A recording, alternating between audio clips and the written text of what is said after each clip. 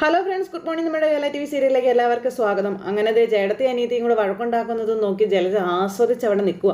അപ്പോൾ കുഞ്ഞിൻ്റെ കാര്യങ്ങളിൽ ഇങ്ങനെ പ്രശ്നങ്ങൾ ഉണ്ടാക്കുന്നവർ ഈ വീട്ടിൽ നിന്ന് താമസം മാറേണ്ടി വരും, അല്ലെങ്കിൽ ഇവിടുന്ന് ഇറക്കി വിടുമെന്നുള്ള കാര്യം നയന പറയുന്നത് കേട്ടപ്പോൾ, അല്ലെങ്കിൽ എനിക്കിവിടെ താമസിക്കാൻ വലിയ താല്പര്യമൊന്നും ഇല്ല എന്ന് നവ്യ നയനയോട് പറഞ്ഞു. തെറ്റിൽ മുങ്ങി കുളിച്ച് നിൽക്കുന്ന ആളാണ് ഇപ്പം ഈ വീട് ഭരിക്കുന്നതെന്നും അയാളെ കാണുന്നത് പോലും എനിക്ക് ഇഷ്ടമല്ല എന്നും നവ്യ ഇങ്ങനെ നയനയോട് പറഞ്ഞു. അപ്പം ചേച്ചി എൻ്റെ ഭർത്താവിനെ പറ്റിയാണ് സംസാരിക്കുന്നതെന്ന് നയന പറയുമ്പം ആയിക്കോട്ടെ, പക്ഷെ ഞാൻ അയാളെ വെറുക്കുന്നുണ്ടെങ്കിൽ അതിന് വ്യക്തമായിട്ടുള്ള ഒരു കാരണമുണ്ടെന്ന് നവ്യ നയനയോട് പറഞ്ഞു. ഇതൊക്കെ ദേവയാനി അപ്പുറം നിന്ന് കേൾക്കുക. അവൻ വലിയ ഹരിചന്ദ്രനായിട്ട് നടന്നതാണെന്നും ഇപ്പോഴല്ലേ അവൻ്റെ തനി നിറം പുറത്തു വരുന്നതെന്നൊക്കെ ഇങ്ങനെ ജലജയും നയനയോട് പറയുന്നു കേട്ടോ. അപ്പം എന്നെ നിങ്ങളൊക്കെ എന്ത് വേണമെങ്കിലും പറഞ്ഞോളൂ, പക്ഷെ ആദർശമോനെയും ചന്തുമോളെയും ഒന്നും പറയരുതെന്ന് നയന പറയുമ്പോൾ ഒന്നും പറയത്തില്ല, പക്ഷെ അവളുടെ പാട് നോക്കി ഇവിടെ നിന്നാൽ മതിയെന്ന് നവ്യ പറഞ്ഞു. അവൾ എൻ്റെ ബെഡ്റൂമിലേക്ക് വരാൻ പാടില്ല, എൻ്റെ കുഞ്ഞിനെ കാണാനും ശ്രമിക്കരുതെന്നൊക്കെ പറയുമ്പോൾ ചേച്ചിയുടെ മനസ്സായിരുന്നു എനിക്കെങ്കിൽ ഇന്ന് ചേച്ചിക്ക് ഒരുപാട് നഷ്ടങ്ങൾ ഉണ്ടായേനെ എന്ന് നയന പറയാൻ നവ്യയോട്. എടി, നിന്റെ മനസ്സ് ഇവളുടെ മനസ്സാവാത്തതാണ് എല്ലാ കുഴപ്പങ്ങൾക്കും കാരണം. അത് അങ്ങനെ സംഭവിച്ചിരുന്നെങ്കിലേ ഇപ്പം ആദർശ് ചെയ്ത തെറ്റ് മറ്റേതെങ്കിലും പെൺകുട്ടികൾ സഹിക്കുമോടി എന്നൊക്കെ ജലജ ചോദിച്ചു. എൻ്റെ ആദർശേട്ടൻ്റെ സ്വഭാവം എനിക്ക് നന്നായിട്ട് അറിയാം, അതുകൊണ്ട് ആദർശേട്ടനെ ആരും താഴ്ത്തി കെട്ടാനായിട്ട് ശ്രമിക്കണ്ടെന്ന് നയന പറയുമ്പം നീ എന്തിനാടി അയാളെ ഇങ്ങനെ ന്യായീകരിക്കുന്നതെന്ന് നവ്യ ചോദിക്കുമ്പം ആദർശേട്ടൻ്റെ ഭാഗത്ത് ന്യായം ഉള്ളത് കൊണ്ടാണെന്ന് നയന നേരം പറഞ്ഞു. അറിഞ്ഞുകൊണ്ട് ആദർശേട്ടൻ ഒരു തെറ്റും ചെയ്യില്ല എന്ന് എനിക്ക് ഉറപ്പുള്ളത് കൊണ്ടാണെന്നും പറഞ്ഞ് ഇങ്ങനെ നയന ആദർശിന് വേണ്ടി വാദിച്ചുകൊണ്ട് നിൽക്കുന്നു. ഓ, കല്യാണത്തിന് മുൻപ് അവനൊരു കുഞ്ഞുണ്ടായിപ്പോയി, അതെങ്ങനെ ഉണ്ടായിന്ന് അവൻ എന്തൊക്കെയോ കള്ളക്കഥകൾ പറഞ്ഞ് ഇവളെ പിടിപ്പിച്ചു വെച്ചിരിക്കുക. അതെല്ലാം കേട്ട് വിശ്വസിച്ച് നടക്കുമോ ഇവളെന്നൊക്കെ പറഞ്ഞ് ഇങ്ങനെ ജലജ പറയണു. അപ്പം നമുക്കങ്ങനെ വിശ്വസിക്കേണ്ട കാര്യമൊന്നും ഇല്ലല്ലോ അമ്മയെന്ന് നവ്യ. ആരും വിശ്വസിക്കേണ്ട, പക്ഷേ ഈ സംസാരിക്കുന്ന നിങ്ങൾക്കാർക്കും ആദർശേട്ടൻ്റെ മുന്നിൽ നിൽക്കാനുള്ള യോഗ്യത പോലുമില്ല. അതൊന്നും നിങ്ങൾ മനസ്സിലാക്കിക്കോളാൻ പറഞ്ഞ് നമ്മുടെ നയനെ അവിടെ നിന്ന് അങ്ങ് പോയി. അപ്പോൾ ഇവളിത് എന്ത് ഭാവിച്ച് നടക്കുക നവ്യെ എന്ന് ജലജ നവ്യയോട് അത് കഴിഞ്ഞപ്പോൾ ചോദിച്ചു. അമ്മ പറഞ്ഞത് തന്നെയാ സത്യം, അയാൾ എന്തൊക്കെയോ കള്ള കഥകൾ പറഞ്ഞ് അവളെ വിശ്വസിപ്പിച്ച് വെച്ചിരിക്കുക, അതുകൊണ്ട് അവൾ ഇങ്ങനെയൊക്കെ പറയുന്നതെന്ന കാര്യവും നവ്യ ജലജയോട് പറഞ്ഞു. ജലജ ഇങ്ങനെ ആലോചന തുടങ്ങി. അത് കഴിഞ്ഞതിന് ശേഷം എന്നെ കാണിക്കാൻ നമ്മുടെ കിരൺ ഇങ്ങനെ നടന്നു വരുക. അപ്പോൾ കിരൺ ഇങ്ങനെ വരുന്ന സമയത്ത് കിരണിൻ്റെ ഫോണിലേക്ക് ദേവയാനിയുടെ കോള് വന്നു. അപ്പോൾ ദേവയാനിയുടെ കോള് കണ്ടപ്പോൾ അയ്യോ ആദർശിൻ്റെ അമ്മയാണല്ലോ, ഷോ എന്താണാവോ എന്തോ, ആകെ ടെൻഷനായി കിരണിന്. അപ്പോൾ എടുക്കണോ വേണ്ടയോ എന്ന് ആലോചിച്ചു. അങ്ങനെ ഒന്ന് ആലോചിച്ചിട്ട് കോൾ എടുത്തു. ഹലോ അമ്മേ, എന്തായിരുന്നു അമ്മയെന്ന് ചോദിക്കുമ്പോൾ കിരണേ എനിക്ക് നിന്നെ അത്യാവശ്യമായിട്ടൊന്ന് കാണണമായിരുന്നെന്ന് പറഞ്ഞു. അതെന്തൊരു ചോദ്യം ആൻറ്റി, എപ്പോഴാണ് കാണണ്ടേ പറഞ്ഞോളാൻ പറഞ്ഞു. അപ്പോൾ ഇപ്പം തന്നെ കാണണം. നീ എവിടെയാണെന്ന് വെച്ചാൽ ഞാൻ അവിടേക്ക് വരാമെന്ന് പറഞ്ഞു. എന്തെങ്കിലും അർജൻറ്റ് മാറ്റർ ഉണ്ടോ എന്ന് ചോദിക്കുമ്പം അതുകൊണ്ടല്ലേ ഞാൻ കാണണമെന്ന് പറഞ്ഞത്. ഇനി വീട്ടിൽ എന്തെങ്കിലും പ്രശ്നമുണ്ടോ ആൻറ്റി? ഓ, അതേക്കുറിച്ചൊന്നും ഇപ്പം നീ അറിയണ്ട, ഞാൻ നിന്നെ നേരിട്ട് കാണാം. അതുപോലെ തന്നെ ഞാൻ വിളിച്ച കാര്യം നീ ആരോടും പറയാനും പാടില്ല എന്ന് പറഞ്ഞു. ആദർശനോടും നയനോടും പോലും മിണ്ടിപ്പോയേക്കരുത്. നമ്മൾ രണ്ടുപേരും തമ്മിൽ കണ്ടിട്ട് നിനക്ക് വേണമെങ്കിൽ അവരെയൊക്കെ വിളിക്കാം കേട്ടോ.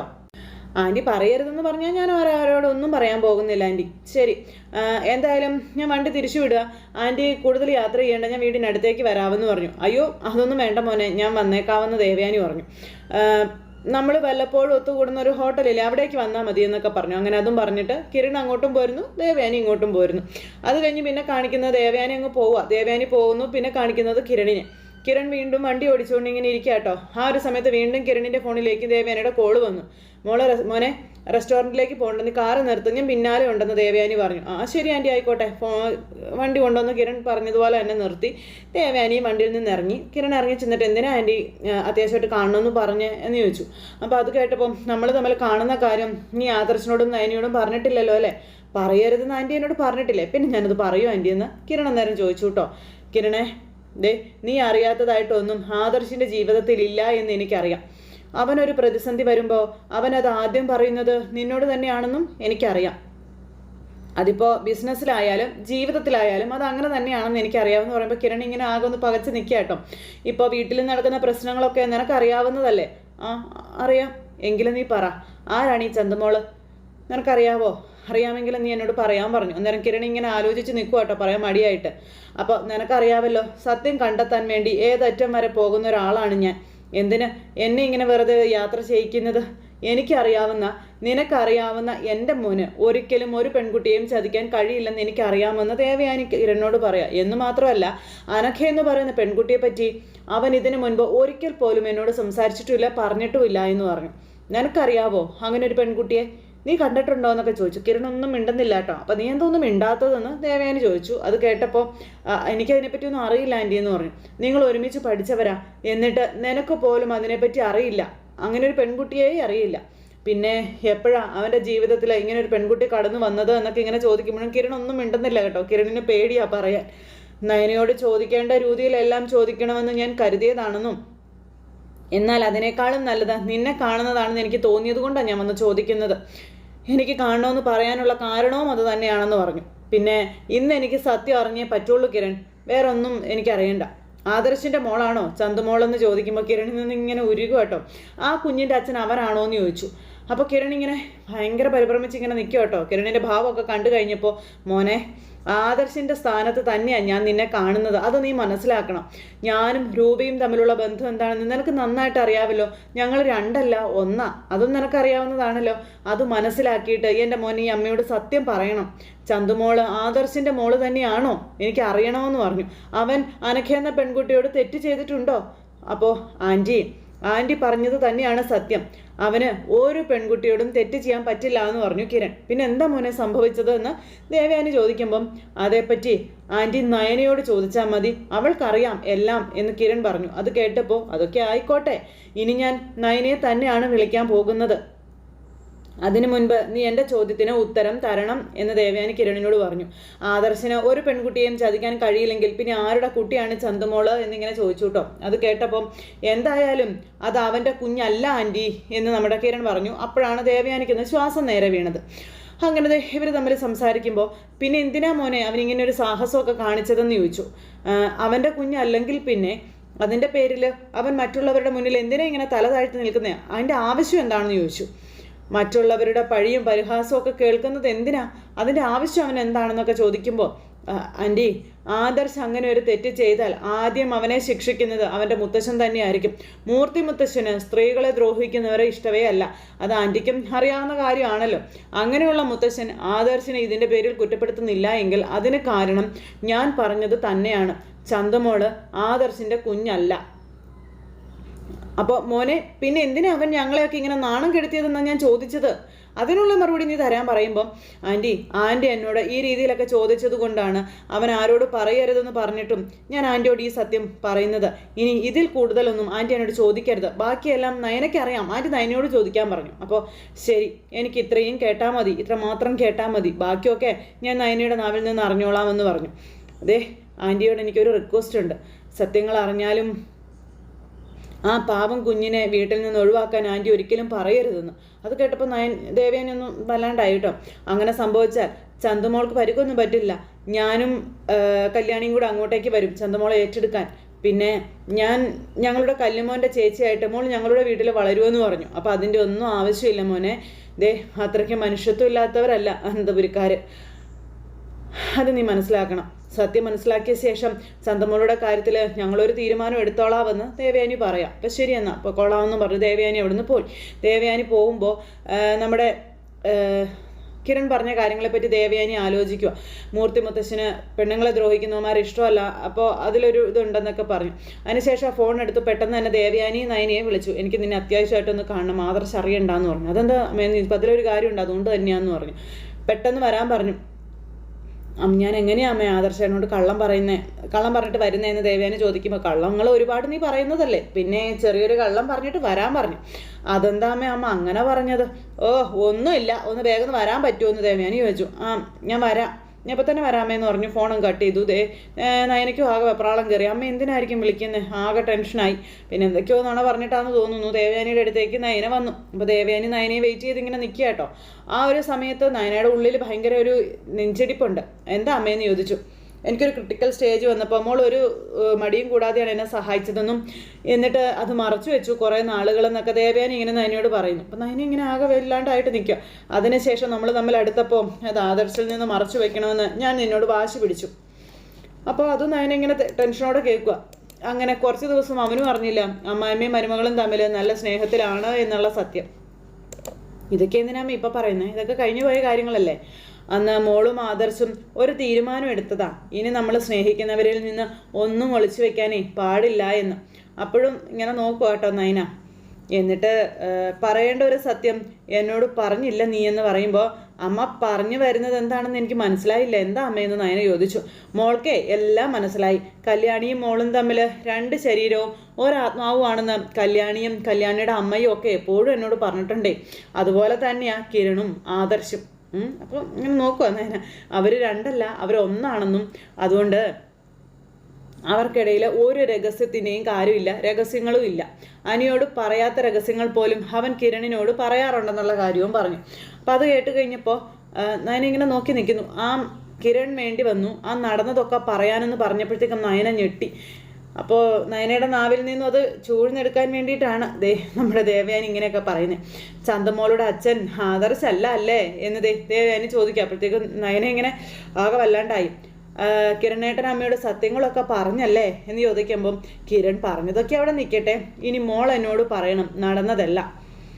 നിന്റെ നാവിൽ നിന്ന് തന്നെ എനിക്കത് കേൾക്കണമെന്ന് പറയുമ്പം ഞാൻ പറയാമേ, അതിനു മുൻപ് അമ്മ എൻ്റെ കൂടെ ഒരു സ്ഥലം വരെ വരണമെന്ന് പറഞ്ഞു. എവിടേക്കാണ് ഞാൻ വരേണ്ടത്, എന്തിനാ വരുന്നത്, അതൊക്കെ അവിടെ എത്തുമ്പോൾ അമ്മയ്ക്ക് മനസ്സിലായിക്കോളൂ എന്ന് പറഞ്ഞു.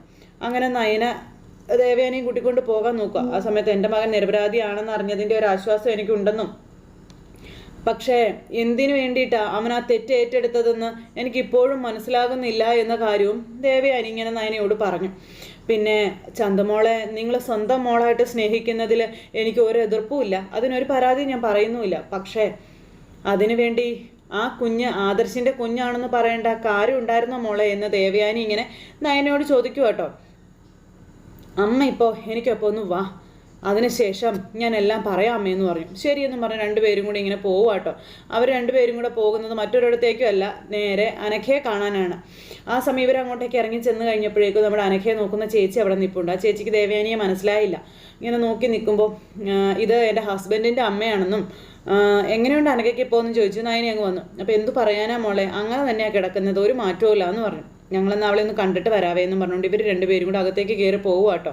ഇവർ രണ്ടുപേരും കൂടെ കയറി ചെല്ലുമ്പോൾ ദേവേനെ ആ പെണ്ണിനെ കണ്ടു, അനഘയെ കണ്ടു, അങ്ങനെ വല്ലാതായിട്ടോ. അപ്പോൾ ഇതാണ് ചന്തമോളുടെ അമ്മ എന്ന കാര്യം പറയുക. അപ്പോൾ ദേവേനെ ഇങ്ങനെ നോക്കി നിൽക്കുന്നു. അനഘയാണെങ്കിൽ കണ്ണിങ്ങനെ നോക്കിക്കൊണ്ടിരിക്കുന്ന സമയത്ത് അനഘ ഇത് ആദർശേട്ടൻ്റെ അമ്മയാണെന്ന കാര്യം നയന അനഘയോട് പറയുക. അനഘയുടെ മനസ്സിനകത്തുണ്ടമ്മേ എല്ലാം. അപ്പോൾ ദേവേനെ ഇങ്ങനെ അനഘയും നയനയും മാറി മാറി നോക്കുന്നു.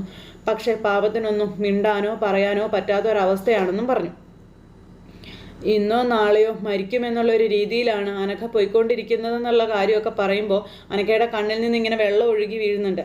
അപ്പോൾ ഇടയ്ക്ക് മരിച്ചെന്ന് കരുതി കർമ്മങ്ങളൊക്കെ ചെയ്യാൻ പോയതാ. ആ നേരത്ത് ഒരിത്തിരി ജീവൻ്റെ തുടിപ്പ് കണ്ടെന്നും പക്ഷേ അവൾ ഇങ്ങനെയായി പോയി എന്നുള്ള കാര്യവും പറയുവാണ് ദേവയാനിയുടെ നയന. അവൾ കോമ സ്റ്റേജിലാണ് ഇപ്പോൾ ഉള്ളതെന്നൊക്കെ. മരിക്കുമെന്ന് ഉറപ്പായ അനഘയ്ക്ക് ഒരൊറ്റ ആഗ്രഹം മാത്രമേ ഉണ്ടായിരുന്നുള്ളൂ, ചന്തുമോള് നല്ല രീതിയിൽ ജീവിക്കണം, മോൾക്ക് ഒന്നിനും ഒരു കുറവും ഉണ്ടാകരുത്. അതുകൊണ്ടാണ് വലിയൊരു വെളിപ്പെടുത്തലുമായി അനഘ നാട്ടിലേക്ക് വന്നത്. നേരത്തെ അനഘ ഗൾഫിലായിരുന്നു. അനഘയ്ക്ക് ഇങ്ങനൊരു രോഗമുണ്ടായിരുന്നില്ലെങ്കിൽ ഒരു കാരണവശാലും അനന്തപുരിക്കാരെ അനഘ ശല്യം ചെയ്യില്ലായിരുന്നു അമ്മയെന്ന് പറഞ്ഞു. അപ്പോൾ ഒന്നും മിണ്ടാനും പറയാനും പറ്റില്ല അല്ലേ എന്നൊക്കെ ഇങ്ങനെ ദേവയാനി അനഘയോട് ചോദിക്കുന്നു കേട്ടോ. അപ്പോൾ മിണ്ടാൻ പറ്റുമായിരുന്നെങ്കിൽ ഇപ്പം തന്നെ അനഘയെ കൊണ്ട് നടന്നതൊക്കെ പറയിപ്പിക്കാമായിരുന്നു എന്ന് ദേവയാനിയോട് നയന പറയുന്നു. അതിനും കഴിയാത്തൊരവസ്ഥയിലാണ് ഇപ്പോൾ മുന്നോട്ട് പോയിക്കൊണ്ടിരിക്കുന്നതെന്നൊക്കെ പറഞ്ഞ് അമ്മേ അനഘയെ കണ്ടിട്ട് ചന്തുമോളെ സ്നേഹിക്കുകയല്ലാതെ മാറ്റി നിർത്താൻ എനിക്ക് തോന്നിയില്ല എന്ന് നയന ദേവയാനിയോട് പറയുക. പിന്നെ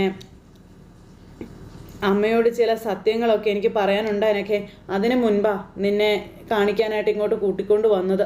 മോൾക്ക് അവിടെ ഒരു കുഴപ്പമില്ല കേട്ടോ, എല്ലാവരും മോളെ ജീവന തുല്യം തന്നെയാണ് സ്നേഹിക്കുന്നത്, നീ അത് മനസ്സിലാക്കിക്കോ. അതുകൊണ്ട് മോളുടെ കാര്യം ആലോചിച്ച് നീ സങ്കടപ്പെടുകയേ വേണ്ട കേട്ടോ എന്നൊക്കെ ഇങ്ങനെ പറഞ്ഞു. ഞങ്ങളെല്ലാവരും പ്രാർത്ഥിക്കുന്നുണ്ട് അനഘ എത്രയും പെട്ടെന്ന് സുഖം പ്രാപിക്കണേന്ന്. അമ്മേ നമുക്ക് പോവാമേ എന്ന് പറഞ്ഞ നയനെ ഇങ്ങനെ ദേവയാനിയും കൂട്ടിക്കൊണ്ട് അവിടുന്ന് പോവുക. അങ്ങനെ അവർ പോകുന്നതൊക്കെ നോക്കി ഇങ്ങനെ നമ്മുടെ അനഘ കിടക്കുക കേട്ടോ. അത് കഴിഞ്ഞതിന് ശേഷം പുറത്തേക്ക് ഇറങ്ങി ഇവർ വേറെ സ്ഥലത്ത് വന്നു. അപ്പോൾ അവിടെ ചെന്ന് നിന്നപ്പോൾ എല്ലാം മോൾക്കറിയാവുന്ന കിരൺ എന്നോട് പറഞ്ഞു. ആദർശിൻ്റെ മോളല്ല ചന്തുമോളെന്ന് ഒരു DNA ടെസ്റ്റ് വരെ കണ്ടെത്തിയെന്നും പറഞ്ഞു എന്നുള്ള കാര്യവും പറയുക. അതൊക്കെ പിന്നെ മോൾ എന്തുകൊണ്ടാണ് എന്നോട് പറയാതിരുന്നത് എന്നിങ്ങനെ ചോദിക്കുമ്പോൾ DNA ടെസ്റ്റ് നടത്തുന്നതിന് മുന്നേ തന്നെ ആദർശേട്ടൻ എന്നോട് സത്യങ്ങളെല്ലാം പറഞ്ഞിരുന്നു എന്ന് നമ്മുടെ നയന പറയുക. ആദർശേട്ടൻ്റെ സ്വഭാവം നന്നായിട്ട് അറിയാവുന്നത് കൊണ്ട് ആ പറഞ്ഞതൊക്കെ എനിക്ക് 100% വിശ്വാസമായിരുന്നു അമ്മേ എന്നും നയന ദേവയാനോട് പറയുക കേട്ടോ. ഈ സംഭവമൊക്കെ മൂടി വെച്ചെന്ന് പറഞ്ഞ ആദർശേട്ടൻ കുറേ ദിവസങ്ങൾക്ക് മുന്നേ സമനില തെറ്റി നടന്നത് അമ്മയ്ക്ക് ഓർമ്മയില്ലേ എന്ന് ചോദിച്ചു. അപ്പോൾ അതിനെപ്പറ്റിയൊക്കെ ദേവയാനി ഇങ്ങനെ ആലോചിക്കുക. ആദർശേട്ടൻ്റെ സ്വഭാവം കണ്ടിട്ട് അന്ന് ഞാൻ അമ്മയോട് പറയാതെ പറഞ്ഞിരുന്നു. ആ സംഭവത്തിൻ്റെ പേരിൽ BP കൂടി ആദർശേട്ടനെ ഇടയ്ക്ക് ഹോസ്പിറ്റലിലും കൊണ്ടുപോകേണ്ടതായിട്ട് വന്ന കാര്യമൊക്കെ ഞാൻ പറഞ്ഞിരുന്നില്ലേ. അതിനുശേഷമാണ് കിരണേട്ടൻ്റെ ഉപദേശപ്രകാരം കിരണേട്ടൻ സത്യങ്ങളെല്ലാം എന്നോട് പറഞ്ഞത്. അങ്ങനെ ആ ഒരു നേരത്തെ കൂടെ നിന്ന് ഞാൻ ധൈര്യം കൊടുക്കുകയും അമ്മയെ ചെയ്തതെന്നൊക്കെ പറഞ്ഞപ്പോൾ ദേവയാനി ഇങ്ങനെ ചൂളി നിൽക്കുക കേട്ടോ. അങ്ങനെ ചെയ്തില്ലായിരുന്നെങ്കിൽ ആദർശേട്ടൻ കൂടുതൽ കുഴപ്പങ്ങളിലേക്ക് പോയി വീഴുമായിരുന്നു എന്നൊക്കെ പറഞ്ഞു. അവൻ്റെ അമ്മയായിരുന്നിട്ടും അവനെ അറിഞ്ഞിട്ടും മോള് കാണിച്ച പക്വത ഞാൻ കാണിച്ചില്ല എന്ന് ദേവയാനി അന്നേരം ഇങ്ങനെ നയനയോട് പറഞ്ഞു. പക്ഷേ ഇപ്പോഴും എൻ്റെ മനസ്സിലെ ഒരു സംശയമുണ്ട് മോളെ. ചന്തമോള് അവൻ്റെ കുഞ്ഞല്ലെങ്കിൽ അവനത് എല്ലാവരോടും തുറന്നു പറഞ്ഞൂടെ? അപ്പോൾ അവിടെ ഒരു കുഴപ്പമുണ്ട് അമ്മേ, വലിയൊരു കുഴപ്പം. അനഘ ആദ്യമായി വിളിക്കുന്നത് മുത്തശ്ശനെയാണെന്നുള്ള കാര്യം പറയണമെന്ന് അനന്തപുരിയിലെ മൂർത്തി സാറിൻ്റെ ഒരു കൊച്ചുമകനാണ് തൻ്റെ കുഞ്ഞിൻ്റെ അച്ഛനെന്നാണ് അന്ന് അവൾ പറഞ്ഞതെന്നുള്ള കാര്യം ഇങ്ങനെ പറയുമ്പോൾ ദേവയാനി ഞെട്ടി. എന്നാൽ ആ കൊച്ചുമകൻ ആരാണെന്ന് മാത്രം അവൾ പറഞ്ഞില്ല എന്നും അതിനുശേഷമാണ് പല നാടകങ്ങളും അരങ്ങേറിയതെന്നുള്ള കാര്യമൊക്കെ പറഞ്ഞു നയനെ. അപ്പോൾ അനഘ പറഞ്ഞ കൊച്ചുമകൻ ആദർശ് അല്ലെങ്കിൽ പിന്നെ ആരാ മോളെ അത്? അന്നേരം അഭി, അനിയുടെ ഭാഗത്തു നിന്ന് എന്തായാലും അങ്ങനെ ഉണ്ടാവില്ല എന്ന് ദേവേനി പറഞ്ഞു കേട്ടോ. അപ്പം പിന്നെ ഒരു കൊച്ചുമോനല്ലേ അമ്മേ ബാക്കിയുള്ളൂ, അവൻ തന്നെയാണ്, അഭിയാണെന്ന കാര്യം നമ്മുടെ നയന പറഞ്ഞു. ഇത് കേട്ട് കഴിഞ്ഞപ്പോൾ ആ ഭൂമി പിളർന്ന് താഴേക്ക് പോകുന്നത് പോലത്തെ ഒരു അവസ്ഥയിൽ ദേവയാനി ഇങ്ങനെ നിൽക്കുക. അവൻ്റെ അഭിനയവും അവൻ്റെ കറക്കിക്കുത്തൊക്കെ എന്താണെന്നൊക്കെ ഓർത്ത് അങ്ങനെ ആ ഒരു സിറ്റുവേഷൻ കാണിച്ചുകൊണ്ടാണ് ഇന്നത്തെ നമ്മുടെ കഥ അവസാനിപ്പിക്കുന്നത്. എല്ലാവർക്കും നല്ലൊരു ദിവസം ആശംസിക്കാം കേട്ടോ. നന്ദി.